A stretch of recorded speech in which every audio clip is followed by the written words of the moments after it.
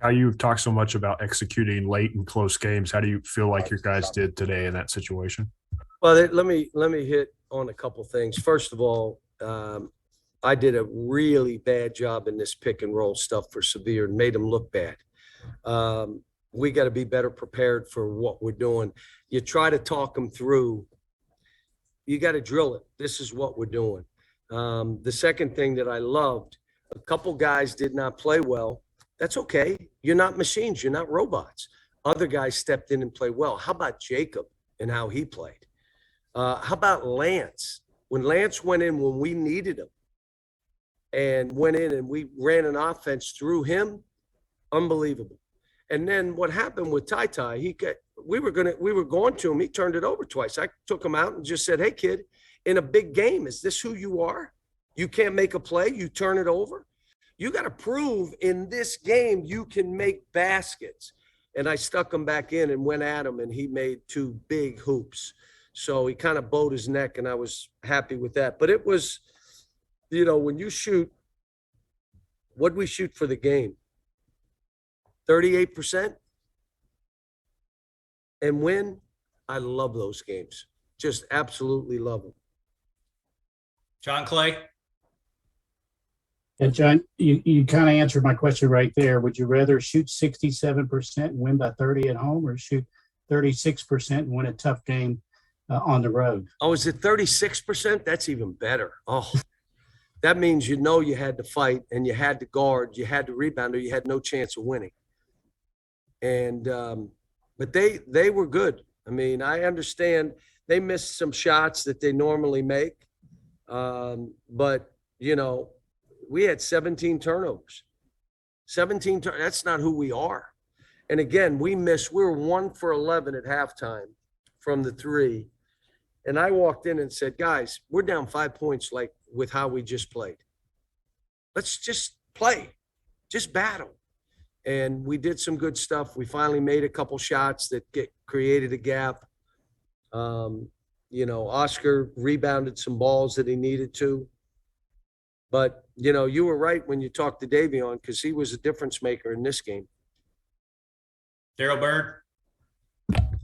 Yes, sir. Thank you, Cal. I'm not sure if it's this year, but I know in previous years you've talked about teams letting go of the rope late. Why didn't that happen tonight, especially in that environment you guys were facing? Well, we've been talking a lot about the last 4 minutes of games, and we've been working on how we finish. But this game was different. So some of the stuff we wanted to do to finish, we could not do because of how they played. And it ended up being an ISO game. And now guys got to make plays. And we have good players who can and did. Kyle Tucker? How much you've talked about Jacob's maturity and some of the things with him that he had to get better at, but how much, as he just keeps kind of coming up with these energy plays, these critical moment plays for you, is he turning your head as this season goes along? Well, I'm just telling you that, the biggest thing is he can guard 5 positions. And when he learns to hit first, then your physique doesn't matter if you hit first. If they hit first, your physique matters. When he learns to hit first, whether it be rebounding, defensively, whether it's offensively, being in a position before the guy's ready to play you. Let me tell you a big play in the game, because it happened earlier. There was a back cut on one of our guys, and they scored a basket, and it ended up like it could have been a huge play. How about Oscar? They tried to make the same play on Oscar, and he tipped it out of bounds. I mean, that was a big play. Those are all huge plays in a game like this. John Hale? Cal, because you guys play so many of the best teams in the league on the road this year, how important was it for your guys to prove they could win in an environment like that tonight? Well, every game, I joked after, I don't know if you guys know, I've invested in different T-shirt companies. The white out, the blue out, the orange out, the black out, and I'm getting a piece of all that action. So I'm happy that they come in and they put all that stuff. I'm just teasing. But that I try to tell them, you take pride in this and know they're coming to see you. They want to see you. Now, they may want to see you lose, but they want to watch you and take pride in that. My other thing, as you know, is I want to be roundly booed. Like I want guys to almost have aneurysms screaming so loud, boo. Then I must be doing my job. And I tell them, you almost want that stuff. John Clay. John, you said this turned into an ISO game, an isolation game. Have you had games like that before this year? And if so, did you do better tonight than you had done previously in those types of games? I don't know, John. I mean, I just know we have guys that can do that and play that way, Ty being one. Like I said, I got to do a better job. If they're going to bum rush our pick and rolls, here's what we're doing. Here's how we're playing. And we just weren't prepared for it, and that's on me. And that put us in a hole right away because you and I know that's how we've been playing. And even if they come and trap, we had some things we were doing. This was more of a bum rush.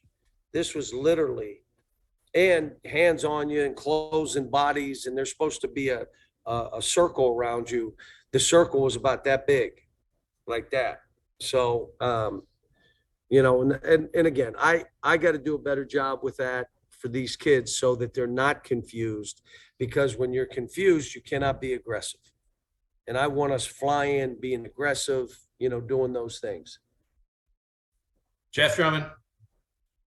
Yeah, Cal, you've preached so many times to ignore the shooting column and those stats and to find other ways to help the team win. Is Davion a good example of that tonight? He has 8 rebounds and I think big rebounds. Four big of them rebounds. in the last 4 minutes. Yeah. Big rebounds. And that's why I put him back in the game. I put him back in because I knew he'd do that. But that 3 in the corner out of the timeout, that was big. That kind of put everything on their heels like, okay. And I think it had our guys convinced, oh man, we can win this. So yeah, I'm proud of him and how he's playing and what he's doing. He's doing all the little things. And you're right, 8 rebounds, almost had a double-double. No turnovers. I'm sorry, 2 turnovers. That's all right. It's not 8. Someone else had 8. Did someone have 8 turnovers in this game? Here. All right, last 2. Jerry Tipton, go ahead.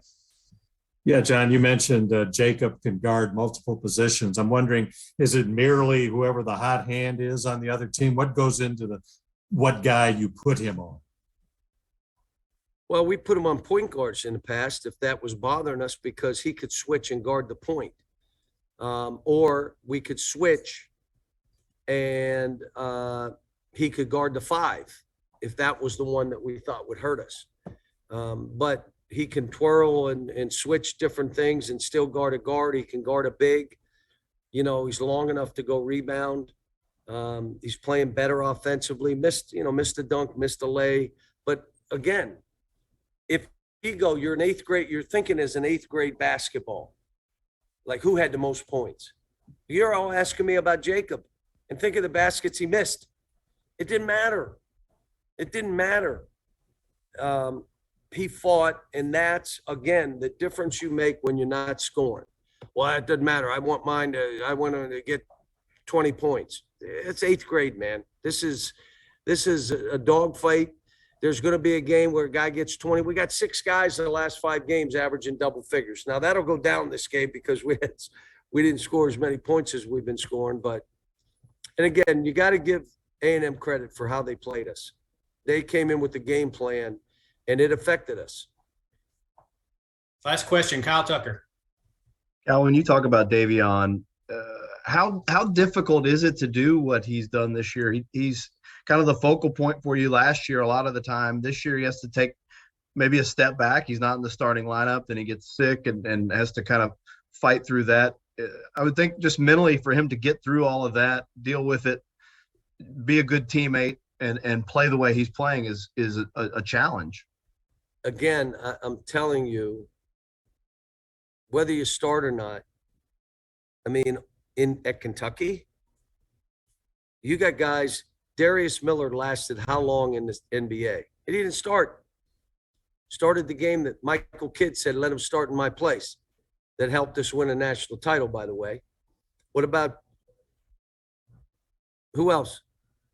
Devin Booker. It doesn't matter here. If you're into 8th grade stuff, that all matters. You're at Kentucky. Every game we play is like this. Let me tell you the advantage we have with this. Because every game is a Super Bowl, we're used to Super Bowl games. You just, and it's, like I said, hat night, cup night, family night, it's something, and it's packed. So, but it's again, we fought through a game at LSU without guards and gave ourselves a chance. That's what we're looking for. And you're right. How we play down the stretch, what we're trying to do, we got to get better. I got to watch this tape and really try to figure out where the heck did I screw this up? And as we move on. Coach, thanks for your time. We appreciate it.